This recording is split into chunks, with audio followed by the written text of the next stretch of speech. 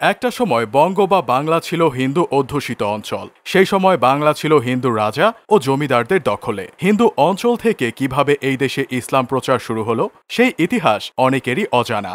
ইসলামের আবির্ভাবের সময় বঙ্গ অঞ্চলের সীমানা শুধু বর্তমান বাংলাদেশের সীমানা দ্বারাই পরিবেষ্টিত ছিল না।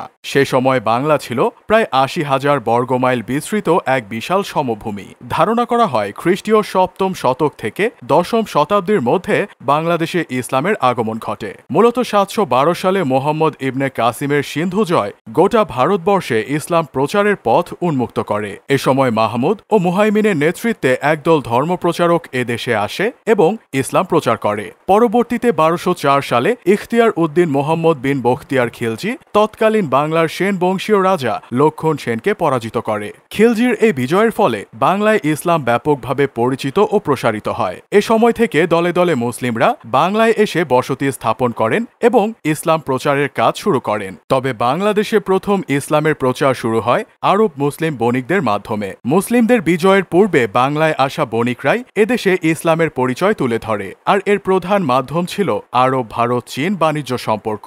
জাহিলিয়াতের যুগ থেকেই আরব বণিকদের সঙ্গে এ অঞ্চলের বাণিজ্য সম্পর্ক প্রচলিত ছিল। ভূগোলবিদরা আরব ভারত চীন বাণিজ্য পথের নানা বর্ণনা লিপিবদ্ধ করে গেছেন। আরব চীন বাণিজ্য যাত্রার মূল সূত্র ছিল ভারতবর্ষ।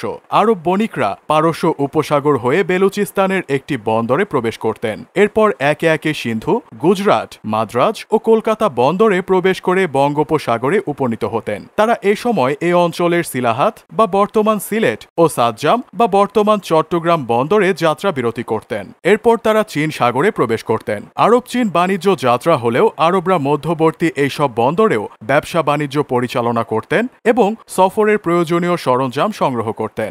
আরবরা যে বাংলায় আসতেন তা বিভিন্ন ভূগোলবিদদের বর্ণনাতেও পাওয়া গেছে। ভূগোলবিদ ইবনে খুরদাদ বিহ তার বর্ণনায় বাংলাদেশের চাঁদপুর নদী বন্দরের কথা উল্লেখ করেছেন। আল ইদ্রিসির বর্ণনায় এসেছে বাগদাদ ও বাসরা থেকে আরব বণিক ও পর্যটকরা মেঘনার মোহনার অঞ্চলে আসা যাওয়া করতেন। আসলে মহানবী সাল্লাল্লাহু আলাইহি ওয়াসাল্লামের নবুয়ত পাওয়ার অনেক আগে থেকেই আরব ভারত চীন বাণিজ্য সম্পর্ক ছিল।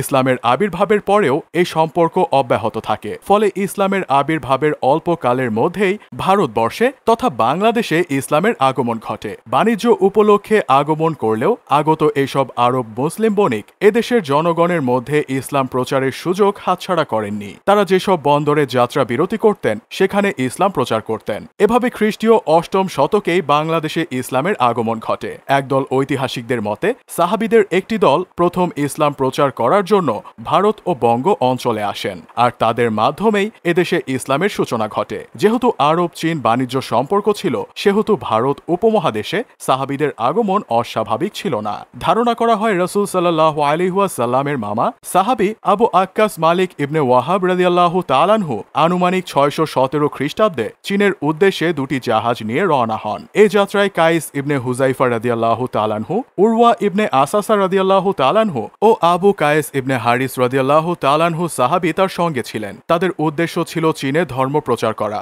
এ লক্ষ্যে তারা আরব ও চীনের মধ্যবর্তী ভারতীয় বন্দরগুলোতেও নামেন। তারা সেসব বন্দরে অবস্থানকালে ইসলাম প্রচার করেন, কেননা সফরের রসদ এবং প্রয়োজনীয় সামগ্রী সংগ্রহের জন্য সে সময় এসব বন্দরে যাত্রা বিরতির কোনো বিকল্প ছিল না। সে হিসেবে বলা যায় সাহাবীরা বাংলাদেশেও ইসলাম প্রচারের সূচনা করে গেছেন। মূলত এভাবেই বাংলাদেশে ইসলামের আগমন ঘটে।